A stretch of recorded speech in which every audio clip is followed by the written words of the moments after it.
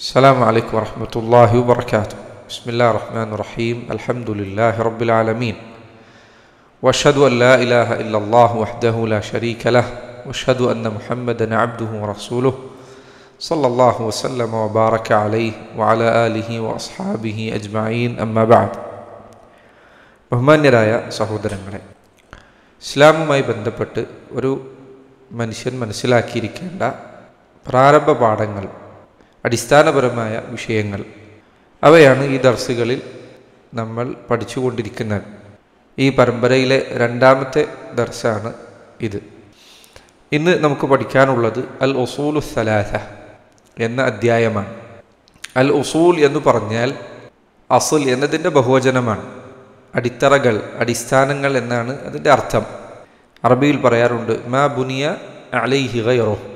ഏതൊരു വസ്തുവിൻ്റെ മേലാണോ മറ്റെല്ലാം പടുത്തുയർത്തുന്നത് അതിനാണ് അസുൽ എന്ന് പറയുക. വീട് നമ്മൾ പടുത്തുയർത്തുന്നത് തറക്ക് മുകളിലാണ്. അപ്പോൾ അസ്ലുൽ ബൈത്ത് എന്ന് പറഞ്ഞാൽ, വീടിൻ്റെ അസുൽ എന്ന് പറഞ്ഞാൽ വീടിൻ്റെ തറയാണ്. മരം അത് പുറത്തേക്ക് ഉയർന്നു പൊന്തുകയും അതിൽ തടിയും ശാഖകളും മറ്റുമെല്ലാം ഉണ്ടാകുന്നത് അതിൻ്റെ വേരിൽ നിന്നാണ് അതിൻ്റെ തുടക്കം. അസ്ലു ഷജറ എന്ന് പറഞ്ഞാൽ മരത്തിൻ്റെ അടിഭാഗം, അതിൻ്റെ വേര്, അതാണ് ഉദ്ദേശിക്കുന്നത്. ഇതുപോലെ സഹോദരങ്ങളെ, നമ്മുടെ വിശ്വാസത്തിൻ്റെ അടിത്തറയാണ് ഇനി പറയുന്ന 3 കാര്യങ്ങൾ. അവയിൽ നിന്നാണ് ഒരു മുസ്ലിമിൻ്റെ ജീവിതത്തിൽ മറ്റെല്ലാ ശാഖകളും ഉയർന്നു പോകുന്നത്. അവയാണ് അവൻ്റെ ജീവിതത്തിൻ്റെ ആകത്തുക എന്ന് പറയാം. ഈ 3 അടിത്തറകളാണ് അൽ ഉസൂലു, അടിത്തറകൾ. അസ്സലാസ എല്ലാവർക്കും അറിയാം, 3 അടിത്തറകൾ. അൽ ഉസൂലു സലാസ. ثم اعلم الأصول الثلاثة المنجية من عذاب القبر. ثم ഇനി, ശേഷം എന്നാണ് ثم എന്നതിൻ്റെ അർത്ഥം. ثم اعلم ഇനി നീ പഠിക്കുക. ഇതിനു മുൻപ് നമ്മളൊരു പാഠം പഠിച്ചല്ലോ. ഇനി അടുത്ത പാഠം ثم اعلم ഇനി നീ പഠിക്കുക. الأصول الثلاثة المنجية من عذاب القبر. الأصول الثلاثة 3 അടിത്തറകൾ നീ പഠിക്കുക. എന്താണ് ഈ 3 അടിത്തറകളുടെ പ്രത്യേകത? അൽ മുൻജിയത മിൻ അദാബിൽ ഖബർ. ഈ 3 അടിത്തറകൾ നിന്നെ രക്ഷപ്പെടുത്തുന്നതാണ്. മുൻജിയ, നജാത്ത് എന്ന് നിങ്ങൾ കേട്ടിട്ടുണ്ടായിരിക്കും. രക്ഷക്കാണ് നജാത്ത് എന്ന് പറയുക. മുൻജിയത്ത് എന്ന് പറഞ്ഞാൽ ഈ 3 അടിത്തറകൾ നിന്നെ രക്ഷപ്പെടുത്തുന്നതാണ്. എന്തിൽ നിന്ന്? മിൻ അദാബിൽ ഖബർ. ഖബർ ശിക്ഷയിൽ നിന്ന് നിന്നെ രക്ഷപ്പെടുത്തുന്നതാണ്. അപ്പോൾ ഈ 3 അടിത്തറകൾ നീ പഠിച്ചാൽ ഖബറിലെ ശിക്ഷയിൽ നിന്ന് നിനക്ക് രക്ഷപ്പെടാം. ഖബറിലെ ശിക്ഷയിൽ നിന്ന് നിനക്ക് രക്ഷപ്പെടാൻ കഴിഞ്ഞാലോ നിനക്ക് പരലോകത്ത് രക്ഷപ്പെടാം. ഉസ്മാൻ ഇബ്നു അഫ്ഫാൻ റളിയല്ലാഹു അൻഹു, അദ്ദേഹം ഖബർ കണ്ടാൽ ധാരാളമായി കരയുമായിരുന്നു എന്നാണ്. അദ്ദേഹത്തോട് ചില ആളുകൾ ചോദിച്ചു, സ്വർഗത്തെക്കുറിച്ചും നരകത്തെക്കുറിച്ചും കേൾക്കുമ്പോഴൊന്നും നിങ്ങൾ ഇതുപോലെ കരയുന്നത് ഞങ്ങൾ കാണുന്നില്ല. എന്തുകൊണ്ടാണ് ഖബർ കാണുമ്പോൾ നിങ്ങൾ ഇങ്ങനെ കരയുന്നത്? അദ്ദേഹം പറഞ്ഞു, അൽ ഖബ്റു അവ്വലു മൻസിലത്തിൻ മിൻ മനാസിലിൽ ആഖിറ. പരലോകത്തേക്കുള്ള യാത്രയിൽ ആദ്യത്തെ ഭവനമാണ് ഖബർ എന്നത്. ഇവിടെ ഒരാൾ രക്ഷപ്പെട്ടാൽ ഇനി അതിനുശേഷം വരാനിരിക്കുന്നതൊക്കെ എളുപ്പമാണ്. ഇവിടെ ഒരാൾ പരാജയപ്പെട്ടാൽ പിന്നെ അതിനുശേഷം വരാനിരിക്കുന്നതൊക്കെ കൂടുതൽ കടുപ്പമുള്ളതാണ്. അപ്പോൾ ഖബറിൽ രക്ഷപ്പെടാൻ നിന്നെ സഹായിക്കുന്ന 3 അടിത്തറകളാണ്. ഈ 3 അടിത്തറ നീ ശരിയാക്കിയാൽ ഖബറിലും നിനക്ക് രക്ഷപ്പെടാം, അതിനുശേഷം പരലോകത്തും നിനക്ക് രക്ഷപ്പെടാം. ഖബർ രക്ഷപ്പെട്ടാൽ പിന്നെ അതിനുശേഷമുള്ളത് അതിനേക്കാൾ എളുപ്പമാണ്. ഖബറിൽ നീ പരാജയപ്പെട്ടാൽ പിന്നെ അതിനുശേഷം വരാനിരിക്കുന്നതൊക്കെ കൂടുതൽ പ്രയാസമുള്ളതാണ്. അല്ലാഹു സുബ്ഹാനഹു വ തആല നമ്മെ ഖബർ ശിക്ഷയിൽ നിന്ന് കാത്ത് രക്ഷിക്കുമാറാകട്ടെ. അപ്പോൾ ഖബറിൽ നിന്ന് രക്ഷപ്പെടുത്തുന്ന 3 അടിത്തറകൾ നീ പഠിക്കണം. ഇത് നമ്മുടെ ദീനിൻ്റെ അടിത്തറയായി നമ്മൾ പഠിച്ചിരിക്കേണ്ട 3 അടിത്തറകളാണ്. ശരി, വഹിയ ഏതൊക്കെയാണ് ഈ 3 അടിത്തറകൾ? അവ ഇനി പറയുന്നതാണ്. അൽ അവ്വലു, ഒന്നാമത്തേത്, മഅരിഫത്തു റബ്ബ്. മഅരിഫത്തു അർ-റബ്ബ്. മഅരിഫ എന്ന് പറഞ്ഞാൽ അറിയൽ എന്നാണ് അതിൻ്റെ അർത്ഥം. മഅരിഫത്തു റബ്ബ്, റബ്ബിനെ അറിയുക. റബ്ബ് എന്ന് പറഞ്ഞാൽ രക്ഷിതാവ്, നിന്നെ സൃഷ്ടിക്കുകയും പരിപാലിക്കുകയും നിനക്ക് ഉപജീവനം നൽകുകയും നിന്നെ സംവിധാനിക്കുകയും നിനക്ക് വേണ്ടി ഈ പ്രപഞ്ചത്തെ സംവിധാനിക്കുകയും നിനക്ക് മാതാപിതാക്കളെ നൽകുകയും എല്ലാ അനുഗ്രഹങ്ങളും നൽകുകയും ആകാശഭൂമികളെ സൃഷ്ടിക്കുകയും ഒക്കെ ചെയ്തവൻ, അവനാണ് റബ്ബ് എന്ന് പറയുന്നത്. സൂറത്തുൽ ഫാത്തിഹയിൽ നമ്മൾ തുടക്കത്തിൽ പറയാറില്ലേ, അൽഹംദുലില്ലാഹി റബ്ബിൽ ആലമീൻ. അൽഹംദുലില്ലാഹ്, സർവസ്തുതികളും അള്ളാഹുവിനാണ്. ആരാണ് അള്ളാഹു? റബ്ബുൽ ആലമീനാണ്, ലോകങ്ങളുടെ റബ്ബാണ്, ലോകങ്ങളെ പടച്ചു പരിപാലിക്കുന്നവനാണ്. അതാണ് റബ്ബ് എന്നതിൻ്റെ അർത്ഥം. മഅരിഫത്തു റബ്ബ്, ഒന്നാമത് നിന്നെ രക്ഷപ്പെടുത്തുന്ന അടിത്തറ ഏതാണ്? നിന്റെ റബ്ബിനെ നീ അറിയുക എന്നതാണ്. റബ്ബ് എന്ന് പറഞ്ഞാൽ ആരാണ്? വഹുവ അല്ലാഹു സുബ്ഹാനഹു വതആല. റബ്ബ് എന്ന് പറഞ്ഞാൽ വഹുവ അവൻ, അല്ലാഹു സുബ്ഹാനഹു വതആല അവൻ അല്ലാഹുവാണ്. അല്ലാഹു എന്നാൽ സർവ്വലോകങ്ങളെയും സൃഷ്ടിച്ചവനുള്ള നാമമാണ്. എല്ലാവരുടെയും സൃഷ്ടാവിൻ്റെ പേരാണ് അല്ലാഹ് സുബ്ഹാനഹു വതആല. മഅരിഫത്തു റബ്ബ്, നീ റബ്ബിനെ അറിയണം. ആരാണ് നിന്റെ റബ്ബ്? വഹുവ അല്ലാഹു സുബ്ഹാനഹു വതആല. അല്ലാഹു സുബ്ഹാനഹു വതആലയാണ് നിന്റെ റബ്ബ്. സുബ്ഹാനഹു വതആല എന്നത് പൊതുവെ അല്ലാഹു എന്ന പേരിനോടൊപ്പം നമ്മൾ പലപ്പോഴും കേൾക്കാറുള്ള വാക്കാണ്. എന്താണ് അതിൻ്റെ അർത്ഥം? സുബ്ഹാനഹു എന്ന് പറഞ്ഞാൽ അവൻ്റെ പരിശുദ്ധിയെ ഞാൻ വാഴ്ത്തുന്നു. അതായത് അള്ളാഹുവിന് യാതൊരു കുറവുകളുമില്ല, ഒരു ന്യൂനതകളുമില്ല എന്ന് ഞാൻ അള്ളാഹുവിനെ പരിശുദ്ധപ്പെടുത്തുന്നു. സുബ്ഹാൻ അല്ലാഹ് എന്ന് പറയാറില്ലേ? അതിൻ്റെ മറ്റൊരു പ്രയോഗമാണത്. അല്ലാഹു സുബ്ഹാനഹു. അല്ലാഹു സുബ്ഹാനഹു എന്ന് പറഞ്ഞാൽ അള്ളാഹുവിൻ്റെ പരിശുദ്ധിയെ ഞാൻ വാഴ്ത്തുന്നു എന്ന് അതിനർത്ഥമുള്ളൂ. തആല എന്ന് പറഞ്ഞാൽ അവൻ ഉന്നതനായിരിക്കുന്നു, ഔന്നത്യമുള്ളവനായിരിക്കുന്നു. അള്ളാഹു ഏറ്റവും മുകളിലാണ്. അള്ളാഹുവിൻ്റെ വിശേഷണങ്ങൾ ഏറ്റവും ഉന്നതമാണ്. അള്ളാഹു സുബ്ഹാനഹു തആല എല്ലാ സൃഷ്ടികൾക്കും മുകളിലാണ്. ഇങ്ങനെ അള്ളാഹുവിൻ്റെ ഔന്നത്യത്തെ അറിയിക്കുന്ന പദമാണ് തആല എന്നത്. അപ്പോൾ അള്ളാഹു സുബ്ഹാനഹു തആല എന്ന് പറഞ്ഞാൽ അതാണ് ആ പറഞ്ഞതിൻ്റെ അർത്ഥം. അപ്പോൾ ഒന്നാമത്തെ അടിത്തറ ഏതാണ്? അള്ളാഹു സുബ്ഹാനഹു തആലയെ അറിയലാണ്, അള്ളാഹുവിനെ അറിയലാണ്. രണ്ടാമത്തെ അടിത്തറ ഏതാണ്? അസ്സാനി മഅരിഫത്തുദ്ദീൻ. രണ്ടാമത്തെ അടിത്തറ മഅരിഫ, അറിയലാണ്. അദ്ദീൻ, ദീന് അറിയലാണ്. ദീൻ എന്ന് പറഞ്ഞാൽ എന്താണ്? പൊതുവെ നമ്മൾ മതം എന്ന് അതിന് അർത്ഥം പറയും. നമ്മൾ ഉദ്ദേശിക്കുന്നത് ദീൻ എന്ന് പറഞ്ഞാൽ ഒരു മനുഷ്യനെ സംബന്ധിച്ചിടത്തോളം അവൻ്റെ ജീവിതത്തെ മുഴുവൻ നിർണ്ണയിക്കുന്ന, അവൻ്റെ വിശ്വാസത്തെയും ആരാധനകളെയും അനുഷ്ഠാനങ്ങളെയും സ്വഭാവത്തെയും പ്രവർത്തനങ്ങളെയും വ്യവഹാരങ്ങളെയും ഇടപാടുകളെയും കച്ചവടത്തെയും വിവാഹബന്ധത്തെയും വസ്ത്രധാരണത്തെയും അവൻ്റെ സ്വഭാവത്തെയും എല്ലാ കാര്യങ്ങളെയും നിയന്ത്രിക്കുന്ന കാര്യം, അതിനാണ് മതം എന്നതുകൊണ്ട് ഇസ്ലാം ഉദ്ദേശിക്കുന്നത്. ഇസ്ലാമിൽ മതം എന്ന് പറഞ്ഞാൽ അതാണ്. എന്നാൽ പൊതുവെ ഇന്ന് ജനങ്ങൾക്കിടയിൽ മതം എന്നതുകൊണ്ട് ഉദ്ദേശിക്കുന്നത് എന്തെങ്കിലും ആത്മീയമായ ചില കാര്യങ്ങൾ, ആ ചില കാര്യങ്ങളിൽ അവരുടെ മതം കഴിഞ്ഞു. പിന്നെ മറ്റു കാര്യങ്ങളിലൊക്കെ അവർക്ക് അവരുടേതായ തീരുമാനങ്ങളും ഇഷ്ടങ്ങളും താല്പര്യങ്ങളും ഒക്കെ ഉണ്ടായിരിക്കും. മുസ്ലിമിനെ സംബന്ധിച്ചിടത്തോളം അവൻ്റെ മതം എന്ന് പറഞ്ഞാൽ അവൻ്റെ ജീവിതത്തെ മുഴുവൻ ചൂഴ്ന്നു നിൽക്കുന്ന കാര്യമാണ്. അതിലെ ഒരു ഇഞ്ചു പോലും, അവൻ്റെ ജീവിതത്തിലെ ഒരു ചെറിയ ഒരു ഭാഗം പോലും മതത്തിൽ നിന്ന് ഒഴിഞ്ഞു നിന്നുകൊണ്ടില്ല. അവൻ്റെ ജീവിതം മുഴുവൻ മതവുമായി ബന്ധപ്പെട്ടതാണ്. ഇസ്ലാമിൽ ദീൻ എന്നതുകൊണ്ട് ഉദ്ദേശിക്കുന്നത് അതാണ്. എന്നാൽ മറ്റു പല മതങ്ങളിലും ദീൻ എന്നാൽ, മതം എന്നാൽ അവരുടെ ചില മേഖലകളെ മാത്രമേ അത് ചിലപ്പോൾ സ്പർശിക്കുകയുള്ളൂ. ഉദാഹരണത്തിന് കച്ചവടം, അതിൽ പ്രത്യേകിച്ച് വിധിവിലക്കുകളൊന്നുമില്ല. ഭക്ഷണം, എന്ത് കഴിക്കണം എന്ത് കഴിക്കാൻ പാടില്ല, പ്രത്യേകിച്ച് നിയമങ്ങളില്ല. എന്നാൽ ഇസ്ലാം അങ്ങനെയല്ല. ഇസ്ലാമിൽ എല്ലാ മേഖലകളും മതമാണ് അതിലെ ശരി തെറ്റുകളെ നിർണ്ണയിക്കുന്നത്. മതത്തിലെ നിയമങ്ങളും അനുഷ്ഠാനങ്ങളും വിധിവിലക്കുകളും അവ പരിഗണിച്ചുകൊണ്ട് മാത്രമേ ഒരു മുസ്ലിമിനെ സംബന്ധിച്ചിടത്തോളം അവൻ്റെ ജീവിതം നയിക്കാൻ പാടുള്ളൂ. അവൻ ഉറക്കത്തിൽ നിന്ന് എഴുന്നേൽക്കുന്നത് മുതൽ ഉറങ്ങാൻ കിടക്കുന്നത് വരെയുള്ള എല്ലാ കാര്യവും ആലോചിച്ച് നോക്കൂ. എങ്ങനെ ഉറങ്ങാൻ കിടക്കണം, എങ്ങോട്ട് തിരിഞ്ഞു കിടക്കണം എന്നതുവരെ അള്ളാഹുവിൻ്റെ ദീനിൽ, ഇസ്ലാമിൽ നിർദ്ദേശങ്ങളുണ്ട്. അപ്പോൾ മഅരിഫത്തുദ്ദീൻ എന്ന് പറഞ്ഞാൽ അവൻ്റെ ജീവിതത്തെ നയിക്കുന്ന മതം ഏതാണ് എന്നത് അവൻ അറിയുകയും ആ മതത്തെക്കുറിച്ച് അവൻ പഠിക്കുകയും വേണം. അതാണ് മഅരിഫത്തു അദ്ദീൻ എന്നതുകൊണ്ട് ഉദ്ദേശിക്കുന്നത്. അപ്പോൾ രണ്ടാമത്തെ അടിത്തറ ഏതാണ്? അള്ളാഹു സുബ്ഹാനഹു വതആലയെ അറിയണം. രണ്ടാമത്തേത് അവൻ്റെ ദീൻ ഏതാണ് എന്ന് അറിയണം. ഏതാണ് അവൻ്റെ ദീൻ? വഹുവ ദീനുൽ ഇസ്ലാം. ഇസ്ലാം ദീനാണ് അവൻ്റെ ദീൻ. ഇസ്ലാം എന്ന് പറഞ്ഞാൽ അള്ളാഹുവിന് സമർപ്പിക്കുക എന്നതാണ് അതുകൊണ്ട് ഉദ്ദേശിക്കുന്നത്. ഇൻഷാ അല്ലാഹ് ഇസ്ലാം എന്നതിൻ്റെ ഉദ്ദേശം എന്താണ്, അതിൻ്റെ അടിത്തറകൾ എന്താണ്, ഇങ്ങനെയുള്ള കാര്യങ്ങൾ ഇനി വരാനുള്ള ദർസുകളിൽ നമ്മൾ വിശദീകരിക്കുന്നതാണ്. മൂന്നാമത്തെ കാര്യം മഅരിഫത്തുൻ നബി. മഅരിഫ എന്ന് പറഞ്ഞാൽ അറിയൽ. അൻ നബി, അള്ളാഹുവിൽ നിന്നുള്ള ദൂതനെ അറിയൽ. നബി എന്ന് പറഞ്ഞാൽ ഗൗരവപ്പെട്ട ഒരു വൃത്താന്തം, ഒരു വാർത്തയുമായി വന്നെത്തുന്നയാൾക്കാണ് നബി എന്ന് പറയുന്നത്. സൂറത്തുൻ നബ നിങ്ങൾ കേട്ടിട്ടില്ലേ? എന്താണ് സൂറത്തുൻ നബ എന്നതിൻ്റെ അർത്ഥം? നബ എന്ന് പറഞ്ഞാൽ വൃത്താന്തം, ഗൗരവപ്പെട്ട സംസാരം, ഗൗരവപ്പെട്ട വാർത്ത, അതാണ് വൃത്താന്തം, അതാണ് അതുകൊണ്ട് ഉദ്ദേശിക്കുന്നത്. നബി എന്ന് പറഞ്ഞാൽ ഗൗരവപ്പെട്ട വാർത്തയുമായി അള്ളാഹു സുബ്ഹാനഹു വതആലയിൽ നിന്ന് വന്നെത്തുന്നയാൾ, അതാണ് നബി എന്നതിൻ്റെ അർത്ഥം. ദൂതൻ എന്നൊക്കെ നമ്മൾ പറയാറില്ലേ? മഅരിഫത്തുൻ നബി, നിൻ്റെ നബി ആരാണ്? നിന്നിലേക്ക് അള്ളാഹുവിൽ നിന്നുള്ള സന്ദേശവുമായി വന്നെത്തിയ ആളാരാണ്, അത് നീ അറിയണം. വഹുവ മുഹമ്മദ് ഇബ്നു അബ്ദില്ലാഹ് സല്ലല്ലാഹു അലൈഹി വസല്ലം. ആരാണ് നിൻ്റെ നബി? മുഹമ്മദ് ഇബ്നു അബ്ദില്ലാഹ്, അബ്ദുള്ളയുടെ മകനായ മുഹമ്മദാൻ സല്ലല്ലാഹു അലൈഹി വഅല ആലിഹി വസഹ്ബിഹി വസല്ലം. അവിടുന്നാണ് നിന്നിലേക്ക് നിയോഗിക്കപ്പെട്ടിരിക്കുന്ന അള്ളാഹുവിൻ്റെ ദൂതൻ. അപ്പോൾ അതിനെക്കുറിച്ച് നീ പഠിക്കണം. അള്ളാഹുവിൻ്റെ റസൂൽ സല്ലല്ലാഹു അലൈഹി വസല്ലമയെക്കുറിച്ച് നീ പഠിക്കണം, അവിടുത്തെക്കുറിച്ച് നീ അറിയണം.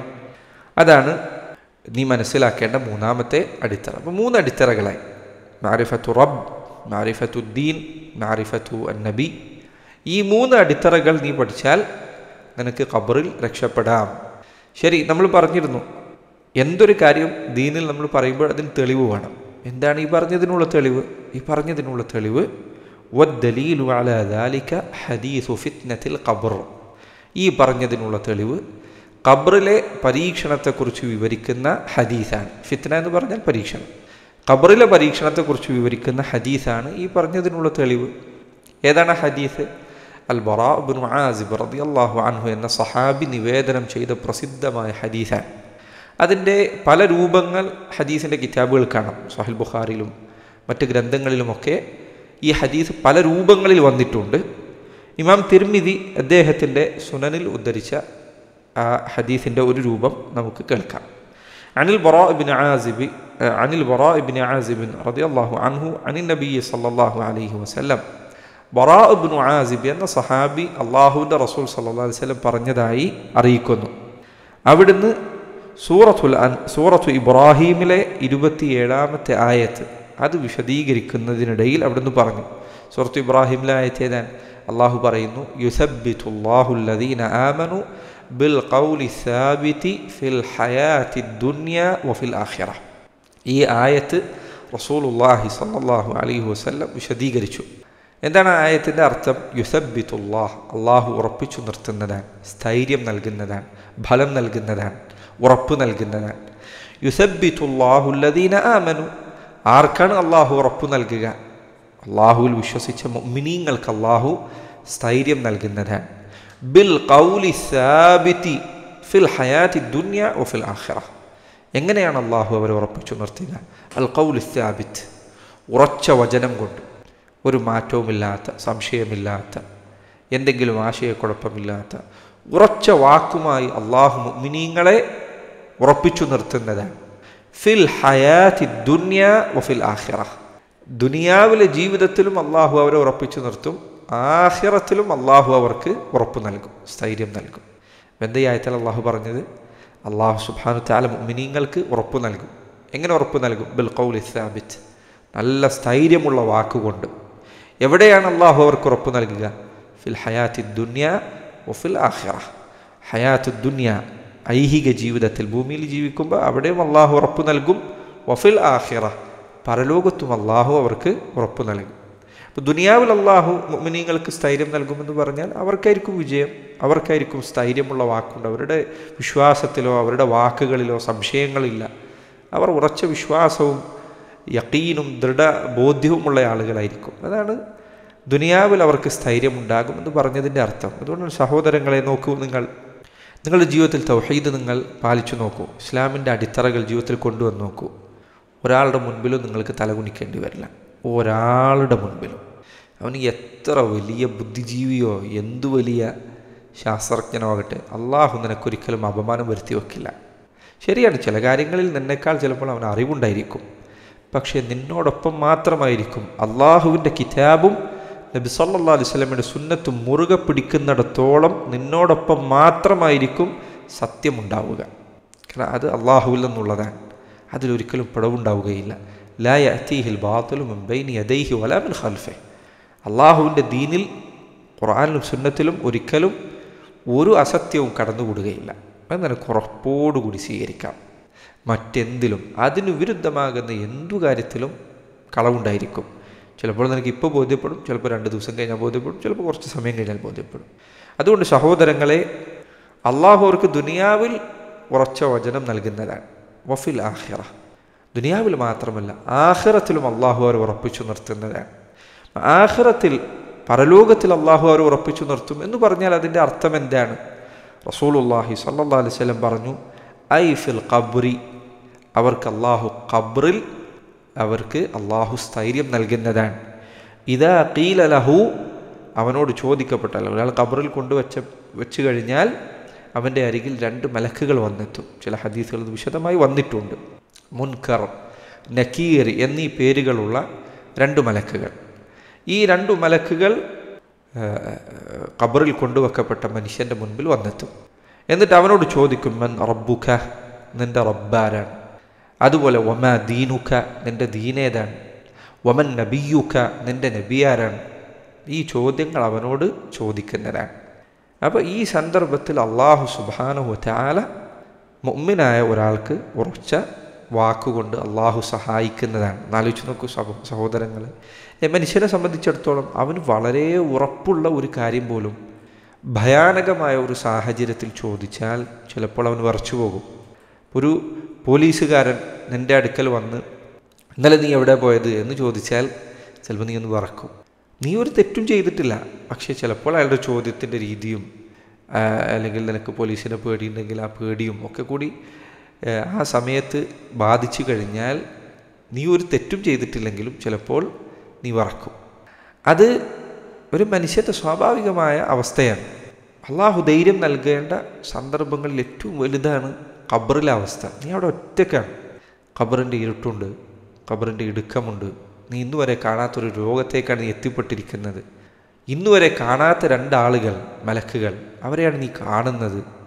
ഈ സന്ദർഭത്തിൽ അവർ വന്ന് നിന്നോട് ചോദിക്കാൻ, മൻ റബ്ബുക, അല്ലേ? നബി സല്ലല്ലാഹു അലൈഹി വസല്ലം ഹദീസിൽ കാണാം, ഈ മുൻകർ, നക്കീർ എന്നീ മലക്കുകൾ അവർക്ക് അവരുടെ കണ്ണുകൾ നീല നിറമുള്ള കണ്ണുകളാണ്. ആ മലക്കുകൾ അവനെ എഴുന്നേൽപ്പിച്ചിരുത്തിക്കൊണ്ടാണ് അവനോട് ചോദിക്കുന്നത്. അവരുടെ കയ്യിൽ ദണ്ഡുകളുണ്ട്. അപ്പോൾ അവനോട് ചോദിക്കാൻ, മൻ റബ്ബുക, നിൻ്റെ റബ്ബാരാണ് എന്ന് ചോദിച്ചാൽ അള്ളാഹു അവന് ഉറപ്പ് നൽകും, സ്ഥൈര്യം നൽകും, ധൈര്യം നൽകും. അള്ളാഹു അത് നൽകാൻ വേണ്ടി നീ പ്രാർത്ഥിക്കണം. അല്ലാഹുമ്മ സബ്ബിത്നി ബിൽ ഖൗലി സാബിത്ത് ഫിൽ ഹയാത്തി ദുനിയ വഫിൽ ആഖിറ, അല്ലാഹു ദുആ ചെയ്യണം. അപ്പോൾ അള്ളാഹു സുബ്ഹാനഹു വതആല ഉറപ്പ് നൽകും. എങ്ങനെ ഉറപ്പ് നൽകുക? മൻ റബ്ബുക എന്ന് ചോദിച്ചാൽ അള്ളാഹു സുബ്ഹാനഹു വതആല അവന് ഉത്തരം പറയാൻ അവസരം നൽകും. എന്തായിരിക്കും അവൻ്റെ ഉത്തരം?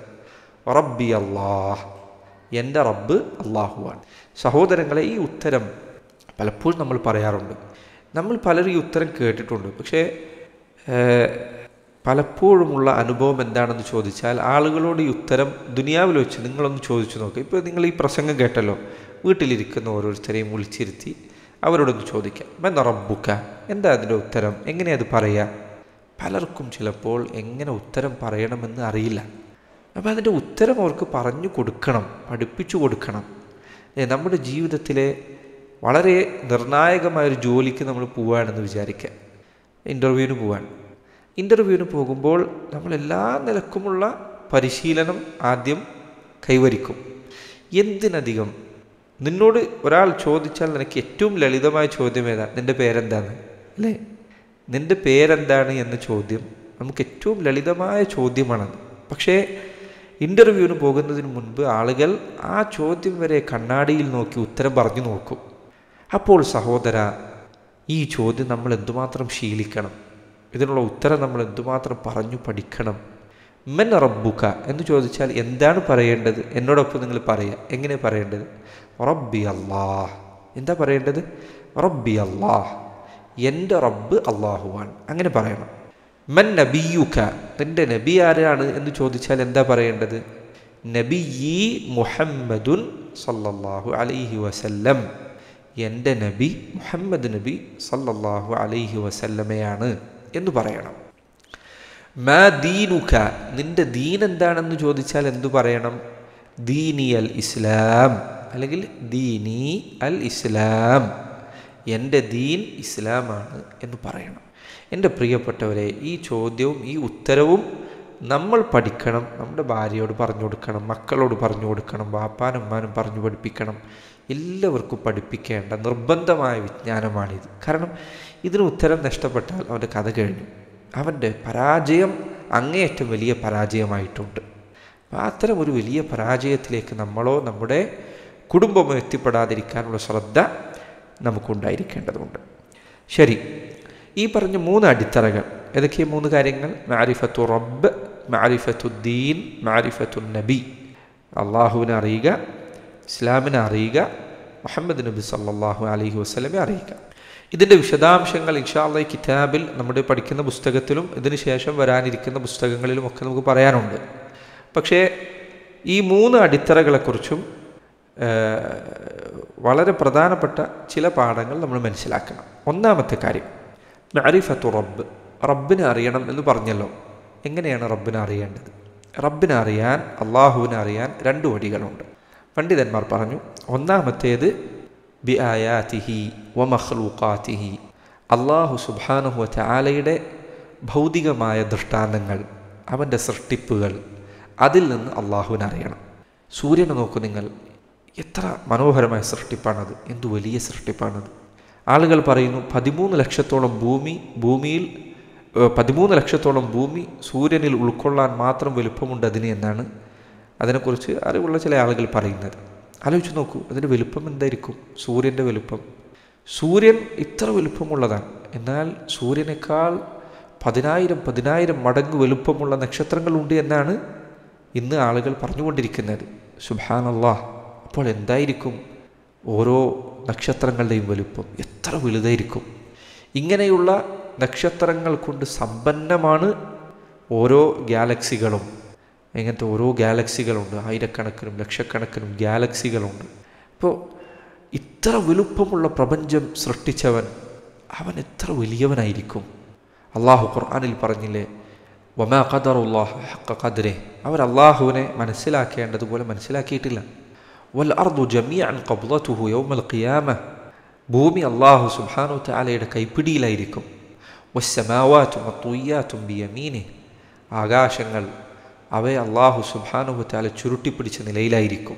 ചില ഹദീസുകളിൽ ഖുർആനിൽ തന്നെ അള്ളാഹു പറഞ്ഞതുപോലെ യൗമ നത്വി സ്സമാഅ കതയ്യി സിജില്ലി ലിൽ കുതുബ്, ഗ്രന്ഥങ്ങളിലെ ഏടുകൾ ചുരുട്ടിയെടുക്കുന്നത് പോലെ ആകാശത്തെ നാം ചുരുട്ടിയെടുക്കുന്ന ദിവസം. സുബ്ഹാനല്ലാഹ്. അപ്പോൾ അള്ളാഹു സുബ്ഹാനഹു തആലയുടെ വലുപ്പം എന്താണെന്ന് നിങ്ങൾ ആലോചിച്ച് നോക്കൂ.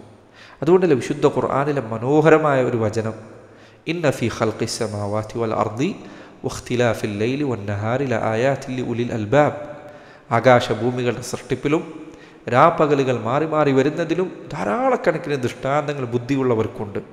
സുബ്ഹാനല്ലാഹ്. നിങ്ങൾ ആലോചിച്ച് നോക്കൂ, കണ്ണ് ദൂരേക്ക് അയച്ചാലും ദൃഷ്ടാന്തങ്ങളുണ്ട്, കണ്ണടുത്തേക്ക് കൊണ്ടുവന്ന് മുന്നിലൂടെ നടന്നു പോകുന്ന ഒരു ഉറുമ്പിനെ നോക്കിയാൽ വരെ ദൃഷ്ടാന്തങ്ങളുണ്ട്. എന്തിനധികം ചില പണ്ഡിതന്മാർ പറഞ്ഞു, മനുഷ്യരെ സംബന്ധിച്ചിടത്തോളം പുതിയ ജീവികളെ കണ്ടാൽ അവർക്ക് അത് അത്ഭുതകരമായ കാഴ്ചയാണ്. സൂവിൽ പോയാൽ നിങ്ങൾ കണ്ടിട്ടില്ലേ, മൃഗശാലയിൽ പോയാൽ ആളുകൾ ഓരോ ജീവിയെ നോക്കുന്നു, അതിൻ്റെ വാല് നോക്കുന്നു, അതിൻ്റെ മുഖം നോക്കുന്നു. അത് അത്ഭുതകരമായ കാഴ്ചയായി അവർ അതിനെ വീക്ഷിച്ചു കൊണ്ടിരിക്കുന്നു. കണ്ടില്ലേ, എന്തൊരു അത്ഭുതമാണ്, അതിൻ്റെ നടത്തം കണ്ടില്ലേ, അതിൻ്റെ ഇരുത്തം കണ്ടില്ലേ, അതൊക്കെ ആളുകൾ പറയും. ചില പണ്ഡിതന്മാർ പറഞ്ഞു, ഈ ജീവികളെയെല്ലാം അവൻ നോക്കി അത്ഭുതപ്പെടുന്നു. യഥാർത്ഥത്തിൽ അവൻ ചിന്തിച്ചിരുന്നെങ്കിൽ ഏറ്റവും അത്ഭുതകരമായ ജീവി അവൻ തന്നെയാണ്. 2 കാലുകളിൽ നടക്കുന്ന, സംസാരിക്കുന്ന, ബുദ്ധി കൊടുത്ത് ചിന്തിക്കുന്ന, അവനേക്കാൾ 10 മടങ്ങ് വലുപ്പമുള്ള ആനയെ പിടിച്ച് നിയന്ത്രിക്കുന്ന, എത്രയോ വലുപ്പമുള്ള തിമിംഗലങ്ങളെ വേട്ടയാടുന്ന, സമുദ്രത്തിലും ആകാശത്തിലുമൊക്കെ സഞ്ചരിക്കാൻ അള്ളാഹു കഴിവ് നൽകിയ മനുഷ്യൻ, ആ മനുഷ്യനിൽ അതിനേക്കാൾ വലിയ അത്ഭുതങ്ങളുണ്ട്.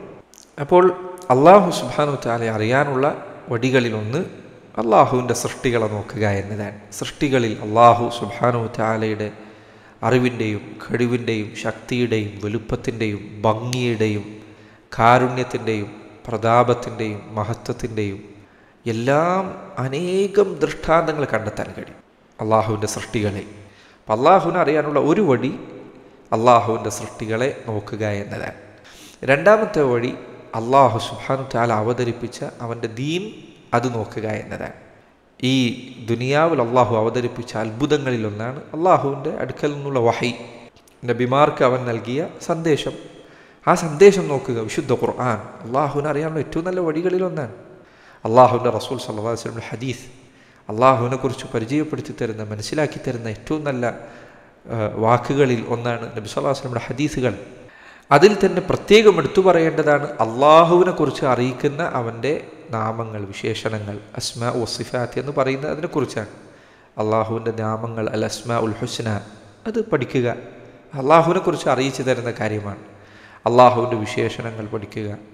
ഇങ്ങനെ അള്ളാഹു സുബ്ഹാനഹു വ തആല അറിയാനുള്ള വഴി രണ്ട് കാര്യങ്ങളാണ്. ഒന്ന് പ്രപഞ്ചത്തിലെ സൃഷ്ടിപ്പുകൾ, രണ്ട് അള്ളാഹു അവതരിപ്പിച്ച സന്ദേശം. ഈ രണ്ടു കാര്യങ്ങളിൽ നിന്നും അള്ളാഹുവിനെ അറിയണം. അങ്ങനെയാണ് അള്ളാഹു സുബ്ഹാനഹു വ തആലയെക്കുറിച്ച് മനസ്സിലാക്കേണ്ടത്. ഒരാൾ അള്ളാഹുവിനെ അറിഞ്ഞിട്ടുണ്ട് എങ്കിൽ ഞാൻ അള്ളാഹുവിനെ അറിഞ്ഞോ എന്നെങ്ങനെയാണ് എനിക്ക് മനസ്സിലാക്കാൻ സാധിക്കുക? അതിന് പല അടയാളങ്ങളുണ്ട്. അതിൽ പ്രധാനപ്പെട്ട ഒരു അടയാളം, നീ അള്ളാഹുവിനെ യഥാർത്ഥത്തിൽ അറിഞ്ഞാൽ നീ അള്ളാഹുവിനെ സൂക്ഷിച്ചു തുടങ്ങും, അള്ളാഹുവിനെ ഭയപ്പെട്ടു തുടങ്ങും.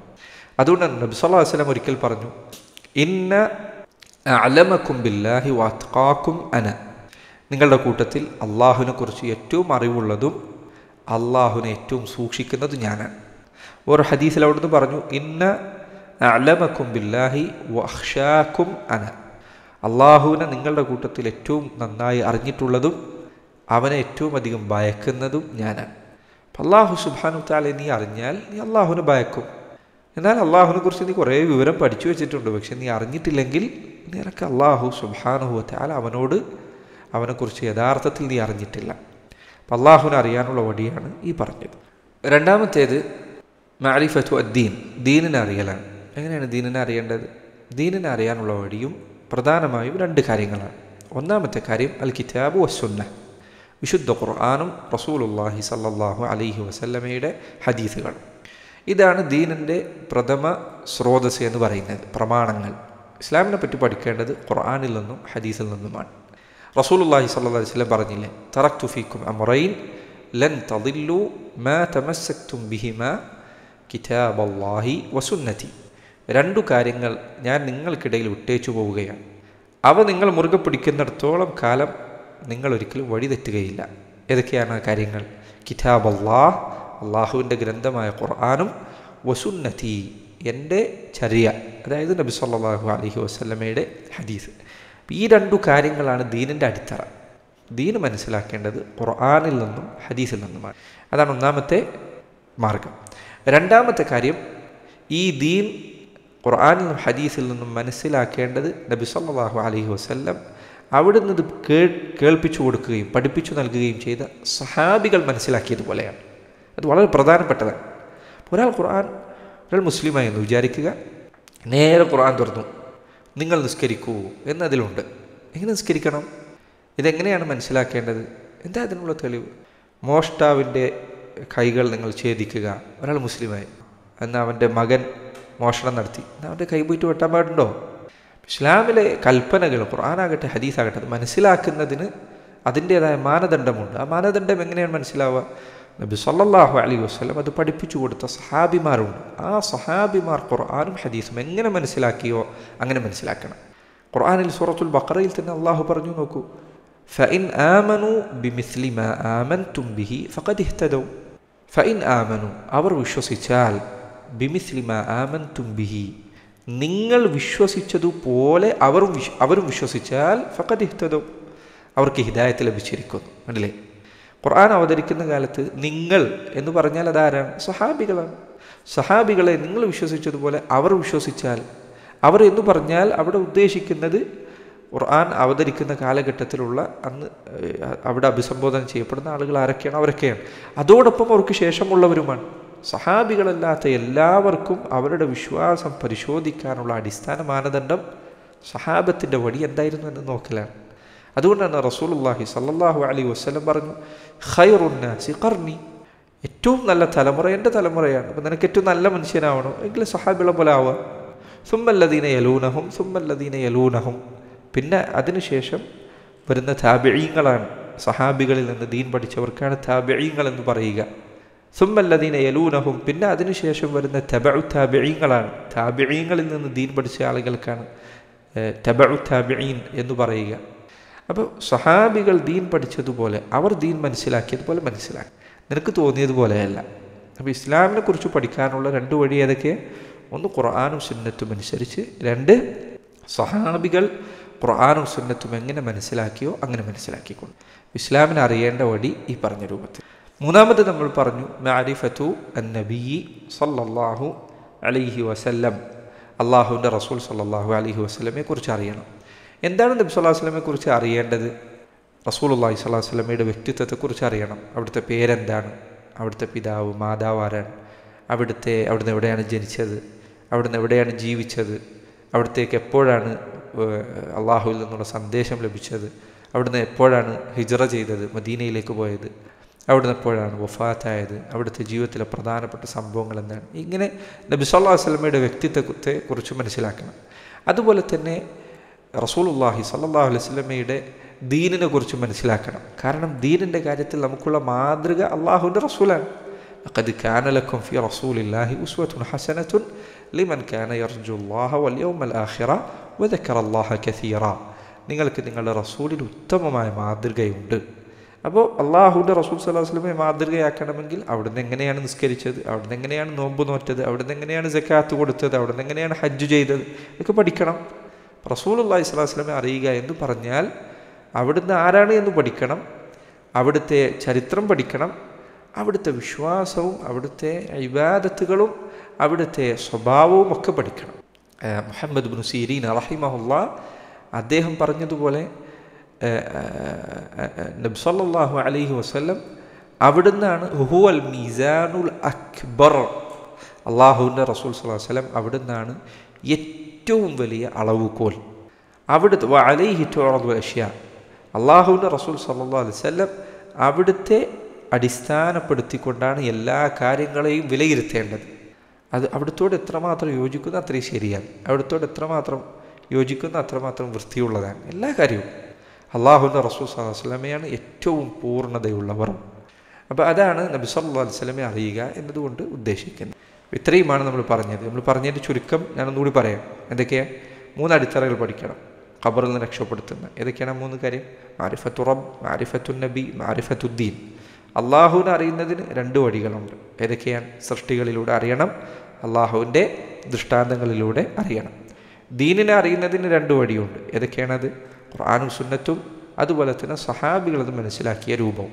നബി സല്ലല്ലാഹു അലൈഹി വസല്ലമയെ അറിയുമ്പോൾ ശ്രദ്ധിക്കേണ്ട കാര്യങ്ങളുണ്ട്. അവിടുത്തെ വ്യക്തിത്വത്തെ അറിയണം, അവിടുത്തെ ചരിത്രം അറിയണം, അവിടുത്തെ വിശ്വാസവും ഇബാദത്തുകളും സ്വഭാവവും മറ്റു കാര്യങ്ങളും പഠിക്കണം.